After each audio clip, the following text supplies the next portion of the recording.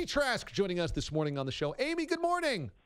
Well, good morning, and thank you for having me. And I am very glad we cleared up that distinction between Trask and trash.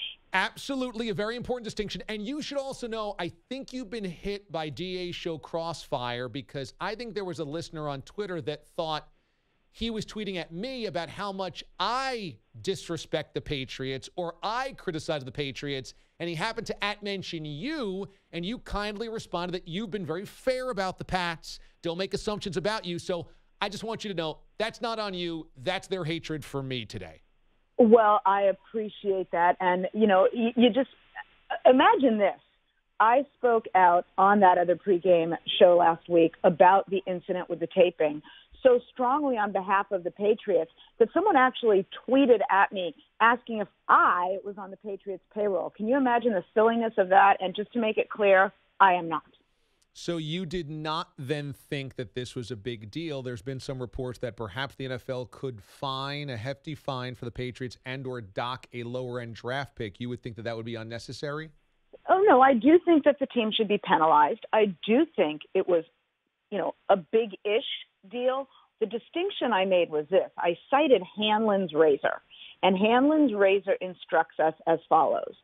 Don't attribute maliciousness or malicious intent to something that is simply dumb.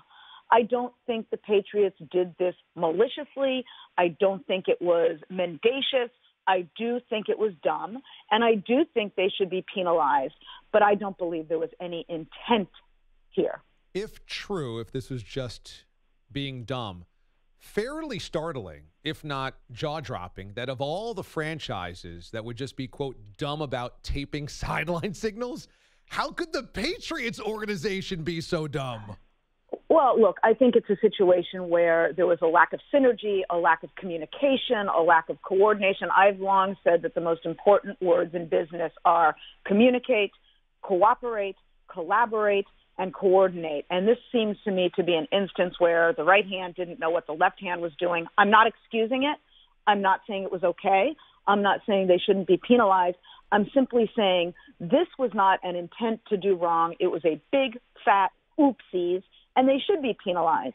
The other thing I was pointing out, and I won't belabor it, was the whole issue of you shouldn't lose a challenge when you use a challenge effectively, because they used a challenge in that game against Kansas City. They were right, and they were then out of challenges later in the game when a challenge could have won the game for them. That's right. So there you go. Now, some people think I hate them, and some people think I love them, and maybe that's just called being fair. It's called the beauty of this business. Everybody thinks we hate everybody all of the time. Amy I Trask. hate no one. Amy Trask joins us here on the show. Longtime decorated Raiders executive. I want to know, what were your emotions watching the scenes from the Oakland Coliseum on Sunday? It was surreal. I had the tremendous privilege and pleasure of joining JB on NFL Today. And the reason I note that is as I sat there with him on set, looking at the live shot to those magnificent Raider fans in the parking lot, each one of whom I could name and tell you who they are underneath those costumes, I got a lump in my throat. And I am... For those fans that are happy about the move and looking forward to the move, I'm happy for them. And for those fans who are heartbroken by the move, I'm heartbroken for them. There was an element of this that I felt was really somber, because I feel like if the NFL really wanted to keep the Raiders in Oakland, they could have dipped into that relocation pool that they have from the Rams and from the Chargers, and found a way to bridge the gap between the stadium proposals in Oakland and what the Raiders were willing to get to.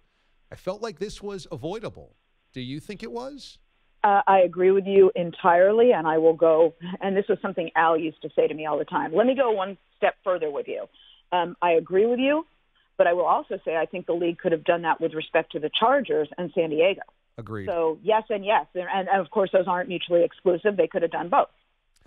I agree, and that's what makes this a little sad, and it makes me wonder if the NFL actually wanted this outcome. They wanted a new Sterling Stadium in Vegas where they could then host their Vegas events and maybe a Super Bowl, and maybe they also wanted to, quote-unquote, clean up some of the the stuff that was associated with the Raiders, that black hole, the riffraff that sometimes gets associated? Do you think that was part of the NFL wanting to sanitize the Raiders?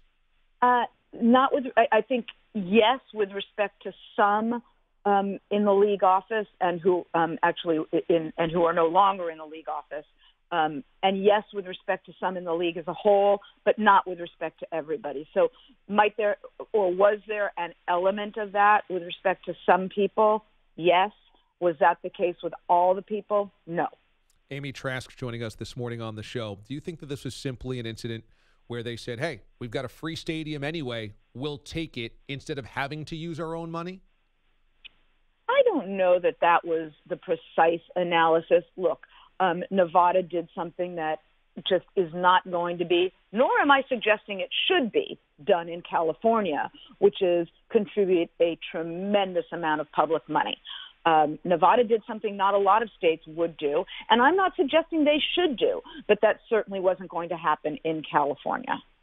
I also saw Mark Davis asked whether he was nostalgic on Sunday, and he said no. He said no, he's not. And that kind of caught me off guard. I would think that even Mark, who might be excited about going to Las Vegas, would certainly have some emotion about that. Were you surprised at that reaction? You know, the coincidental thing is I had not seen that. And then early this morning, a friend of mine emailed me that video clip, and I watched it while I was on the elliptical, and I'm not sure why I just bothered sharing that with you. A little bit too much information, maybe. And I was taken aback by that. I was very taken aback by that. And the friend suggested to me that perhaps he was caught off guard, and my reaction was, how can you be caught off guard? You're playing your last game in a stadium in a community which has a tremendous relationship with the organization. You know the media is going to be asking you questions. So I don't know that it was being caught off guard, but I, too, was very, very, very surprised by that. I don't think he was caught off guard. My sense was that maybe he feels like he's been painted as the villain and maybe in some ways has turned on the city of Oakland saying, you know what, I'm happy to be out of here because then no longer do they have me to kick around. Because, but I don't think – I'm sorry. I apologize. I didn't mean to interrupt. No, that's okay. So that's – I mean, because of course you'd have to be nostalgic after – I mean, how many decades in Oakland and being the son of Al Davis, how could you not be nostalgic? Well, but I also don't think he has been painted as the villain. When you look at the manner in which Dean Spanos has been treated and I'm not suggesting – you know, I'm not maligning anyone, but I'm saying if you look at the manner in which – the move of the Chargers and Charger ownership has been treated in the media down in San Diego and by the public, and the manner in which Stan Kroenke was treated, I don't think the Raiders have been treated poorly at all by the media in the Bay Area or the fans in the Bay Area. I don't see that. I actually think that the media and the fans in the Bay Area have been very understanding. Sounds like we lost Amy Trask there to a bad phone line, but we'll try to get her back up here. Amy Trask, longtime executive of the Oakland Raiders and going back to their L.A. days as well, now a member of the Tops, that other pregame show on CBS Sports Network. And that's the one thing that's always going to sit really poorly in my craw, is that this was avoidable, that if the NFL really wanted to keep the Raiders in Oakland, they could have done so. And I brought up this point. If the Packers got a stadium deal from Las Vegas and they couldn't find the same stadium deal in Green Bay, the NFL would step in and make sure there was a stadium deal done. They would not let the Packers leave, but they were willing to let the Raiders leave. Amy is back with us, and Amy, I think you're right. Did I talk too much? No. Did you hang up on me? Was I yakking too much? No. I was in the middle of such a pithy little point, and you hung up on me. No. But it's interesting because I think you're right. I think for the most part, the sense that I got from reading and listening to Bay Area reports about this past weekend was not an anger, more of just a wistfulness. And I think you're right. It didn't feel like Mark Davis has been unfairly painted as the villain there. No, and I don't know I don't know where you slammed the phone down on me. And obviously, I'm kidding. I'm teasing. I've been noting this entire time that the media and the fans in the Bay Area have been gracious and understanding, and very, very fair, and then some towards the Raider organization and ownership. Far different. You know, look, the Raiders have been treated by the community with respect to this move far differently than the Rams and the Chargers and their respective owners. I think, if anything, they've gone beyond being fair. What's the realistic expectation, though, of Raider fans traveling? I mean, I know that the idea is, oh, sure, Vegas is a fun place to go. It's not a long flight.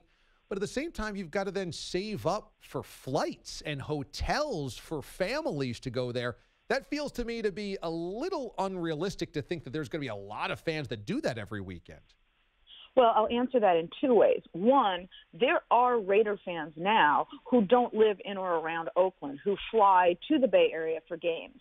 And for those fans, whether they take that flight that lands in Oakland or that lands in Las Vegas, I don't know is an enormous distinction. And there are some Bay Area fans who will travel to the game. The bulk of the Raider fans in the Southern California area are in an area we call the Inland Empire, which is further to the east by quite a distance. Those fans are in a pretty quick 3.5 hour or so drive to Las Vegas, and they may well drive to the game. But the other side of that equation, if you will, is that the Raiders are going to have to get ready for a paradigm shift.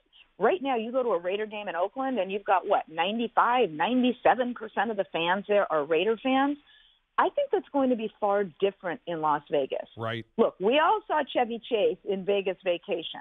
And if you're a fan of a team that's playing the Raiders on the road, and you can go to one game a year to see your team play, one road game, a lot of those fans are going to pick Vegas. So I think the Raiders are going to have to get used to a lot more visiting teams in the stadium. That's a really great point. Amy Trask joining us from that other pregame show, Tops, that's on the CBS Sports Network from 8 a.m. until noon Eastern Time every single Sunday. It's such a good show, and Amy's such a good follow on Twitter as well. Find her there for the latest insights on the NFL. Amy, it's always a real pleasure to have you here on the show. Thanks so much for doing it.